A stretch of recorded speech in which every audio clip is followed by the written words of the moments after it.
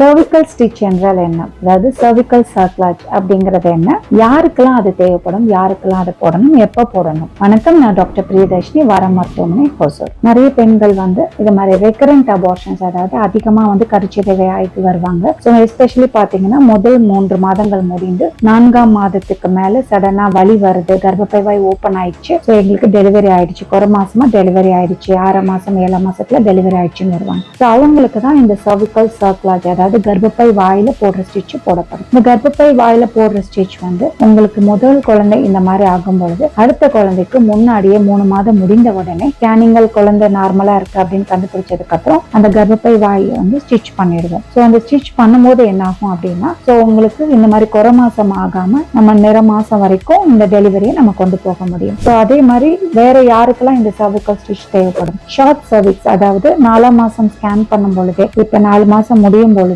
கர்ப்பப்பை வாயோட length measure பண்ணுவாங்க. இந்த கர்ப்பப்பையோட லென்த் நார்மலி 3 to 4 சென்டிமீட்டருக்கு மேல இருக்கும். ஒருவேளை உங்களுக்கு இந்த 4ஆம் மாச ஸ்கேன்ல கர்ப்பப்பை வாயோட லென்த் 2.5 சென்டிமீட்டருக்கும் குறைவா, அதாவது 2 சென்டிமீட்டருக்கும் குறைவா இருந்துச்சுன்னா உங்களுக்கு கண்டிப்பா அந்த ஸ்டிச் தேவைப்படலாம். இதை நம்ம ஃபர்ஸ்ட் 4ஆம் மாச ஸ்கேன்லேயே கண்டுபிடிக்கும் போது ஃபர்ஸ்ட் பிரெக்னன்சில இந்த மாதிரி குறை மாச டெலிவரி ஆகாம இருக்கிறத நம்ம அவாய்ட் பண்ணலாம். தேங்க்யூ.